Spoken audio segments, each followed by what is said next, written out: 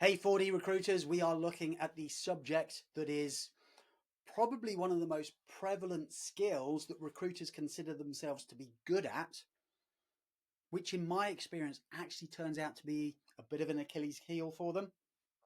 And it's the subject of qualification of jobs, how they onboard clients, how they go about that discovery conversation to get to the root of what do you want to hire? Because at the point of briefing, often clients will have had conversations internally before they got you involved to really think about what do we want to hire? And as they think about what they want to hire, they start to create a need list. These are the things that we believe that we need based upon what we want. Often the conversation about what do we want is an outcome. The conversation about need is what do we think somebody needs to have to generate the outcome. So for example, if you are looking for an engineer and you're looking for an engineer who has experience of creating software, they might have a conversation about what do we want? Well, we need somebody who's able to do really strong bug fixing and to be able to unpick code when work comes back from the testing team. So therefore what we need is we need somebody who has got high levels of attention to detail, and one would expect that they've got at least 3 years experience for us to consider them to be competent enough to be able to find the intricacies of the bug fixes that we've got. So they create this, what do we want as an outcome? And then this pseudo presumption as to what does that mean we need? And if they pass that down the chain to the recruitment business then goes off looking based upon instruction and may start finding people who on the face of it meet the criteria, yet start to fall down through an interview process or tech testing. And the recruiter may find themselves doing the work twice. And they have to do the work twice because it takes a trial and error process for them to get enough of an understanding of the true brief, because unfortunately they got overly fixated on taking the need analysis from the client as to what they believe that they needed to hire, rather than digging deep enough to find out truly what they want. So my emphasis for all of you, and if you're doing this, then that's great. There is still an opportunity to dig a bit deeper. Find out truly, what do you want? And when you talk to people about what they want, it's the goals that they're looking for somebody to be able to achieve. So when you start to ask your client, when you hire somebody, what do they need to be able to deliver in their first 100 days? What do you then expect of them in the next 6 to 12 months? Who do you need them to become in 2 years' time? There is some depth of question there that is unlikely to be something which is the subject of the conversation that they've already had internally. And you'll start to pull from them truly what they want to help to be able to refine the need analysis so that you're far more accurate in terms of the work that you do. And you start to improve their experience of working with an external recruitment business, because you're now able to deliver what many others have failed to be able to do, which is people who stick. And when people stick, people stay. That's when they start to get a return on their investment, not just of the money that they pay you, which is always the smallest cost in recruitment, but the money that they pay to the candidate, the money that they invest in onboarding them, the opportunity cost in terms of if the person doesn't work out, the lost time, the lost project development opportunities. So the return on investment that they start to associate with good hires starts to be linked to the quality of your onboarding of the client. So if we take a typical event that a business will react to that creates a hiring need, somebody resigns. So let's say Sheila quits. Sheila goes to her manager, hey boss, I'm leaving. They have a little conversation. They reminisce a little bit. Sheila says, no, I'm definite, I'm going to go. And the notice period is triggered. Her boss then goes to their boss. So let's say that's hiring manager talks to functional head. Functional head, hiring manager have a little conversation about where we're up to with projects. How do we make sure that this is dealt with cleanly? What do we need to do here? Do we actually need to replace? If we do need to replace, do we want to replace Sheila with a Sheila? Do we need a more senior Sheila? Is this an opportunity to bring someone up in the business and create a more junior role to then go out and fill? And as they have those conversations, it gets triggered with HR, the resignation needs to be processed. They then start to look at a more formal supply chain opportunity as to how we're going to find this person. And typically from a resignation to a go-to-market strategy being identified in a business, it takes about 14 days, 2 working weeks. And in those 2 weeks, they agree things like budget, route to market, job description, person specification. And as they do that, they're in danger of perhaps accidentally looking for the shadow of Sheila, because Sheila's moved on. If they really like Sheila and Sheila's been there for 4 years, they may fall into the language of, we need another Sheila. And they start to look at all of the attributes of Sheila, all of the experience of Sheila, and they build a profile which is new Sheila. Yet strangely, they're now building a profile of the person who's decided to move on, which may not give them longevity of service if they hire someone who is the carbon copy of Sheila, because they will probably experience the same reasons that Sheila did as to why it was time to go. So the danger of them losing somebody who they respected and liked is they might go and find the same. The other challenge that they might face is they fall into a world of assumption. So they start to look at, what do we want? Well, we need somebody who can do this as a project. How are we going to know that they can do that? And they might talk about things like tenure, and assumptions start to kick in. Well, it took me 4 years, boss, to be able to get good at that. So I think we're going to need a minimum of 4 years experience. And Sheila had 4 years when she joined us. She's now got 7. So really the role has developed now. We probably need someone with 5 years experience. So they agree around the table, 5 years experience. And no one really has thought about, does that actually indicate success? Or could that be a bit of a goose chase that we go on, or we send agencies on, looking for something which doesn't actually indicate capability? And if you get briefed on that job and you're asked, go find someone with 5 years experience, and you duly follow that and you find them people with 5 years plus experience and they're still being rejected, it's because no one has had an adult conversation about, what do you believe somebody with 5 years experience can do that someone with 3 years experience is still developing capability at? Because when you ask that question, they'll tell you, and that is the hiring criteria. In my experience, when I've asked people who are so fixated on tenure, 5 years experience, what do you believe someone with 5 years experience can do that someone with 3 is still developing capability at?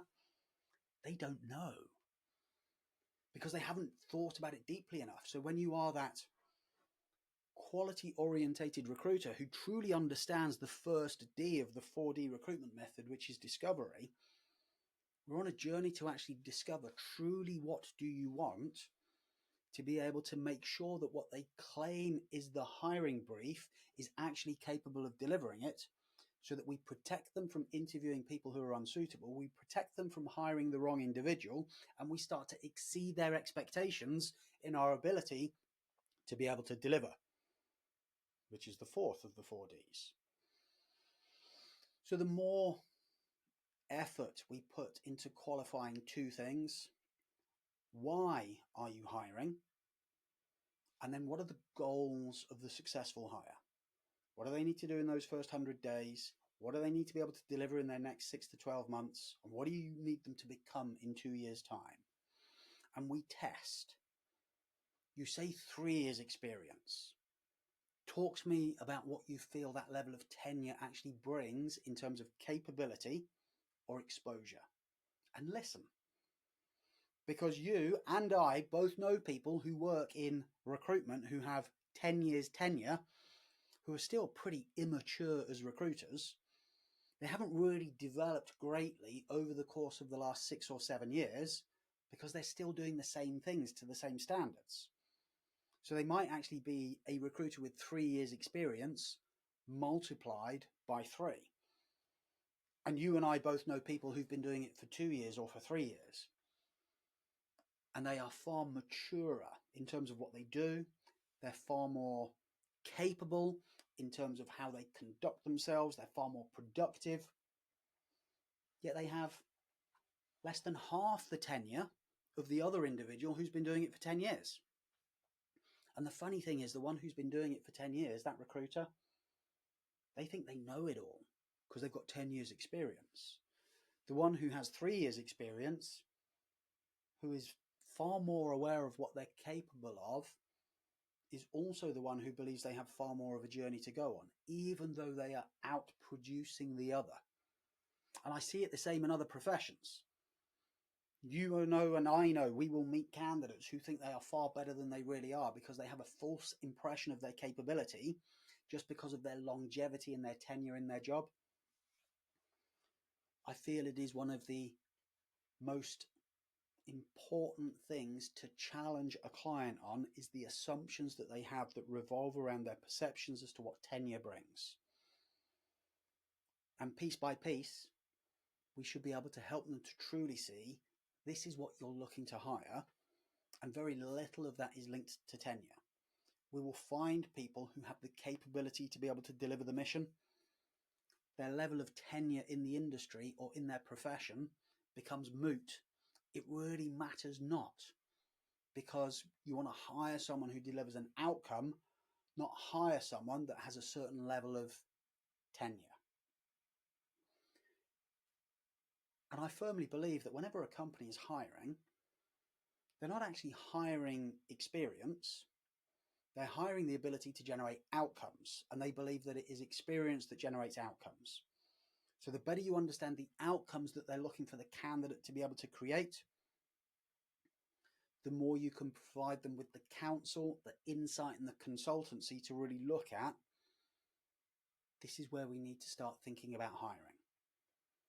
Our goal, your goal, my goal, recruitment professionals, is to ensure that you hire somebody that meets your expectations, can deliver the outcomes that you require on a consistent basis, and is motivated to do the work to the right standards so that they have accountability for the quality of what they're doing and can see that this is a long-term opportunity where they can put down some roots so that you get longevity of service.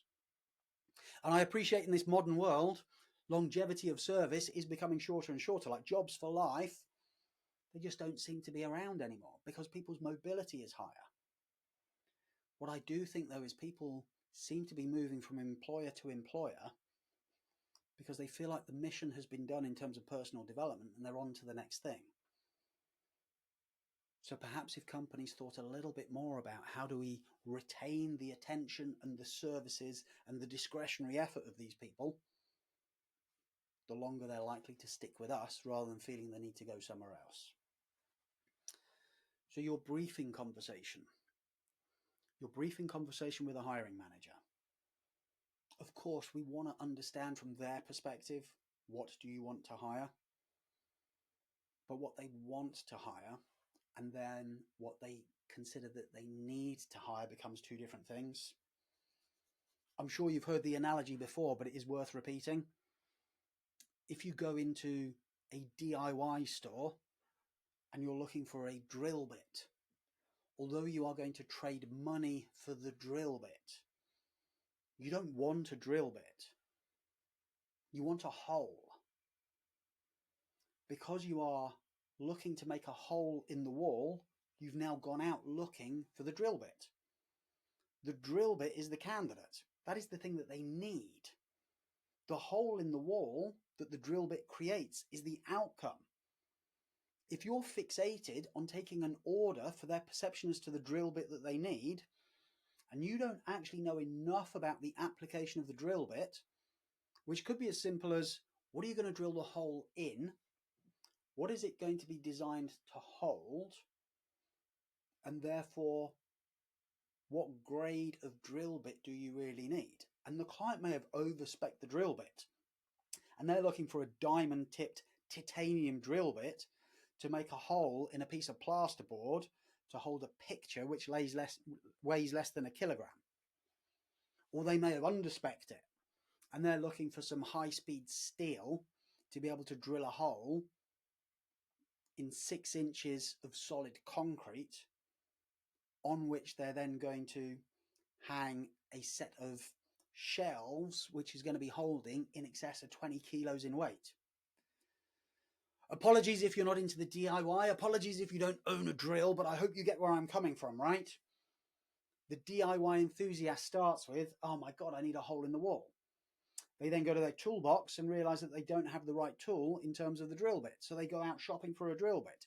Client goes, oh my God, I need a new candidate because we have this project, or we have Sheila moving on, or we've just won this customer and we need to be able to deliver it.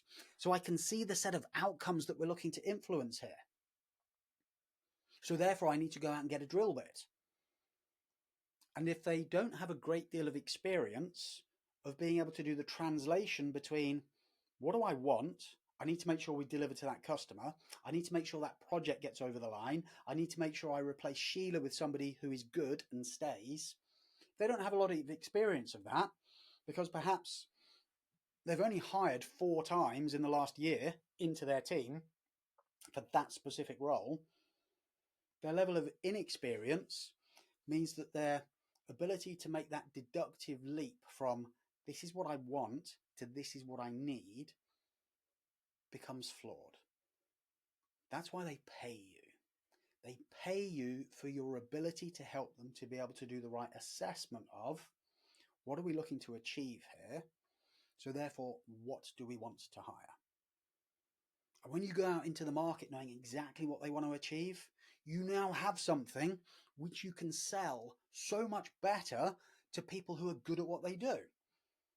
No one who is good at what they do wants to hear from a recruiter saying, hi, I'm currently working for a client and they're looking for somebody with a minimum of 4 years experience of welding, right? Because, well, 4 years experience of welding, that doesn't sound particularly exciting.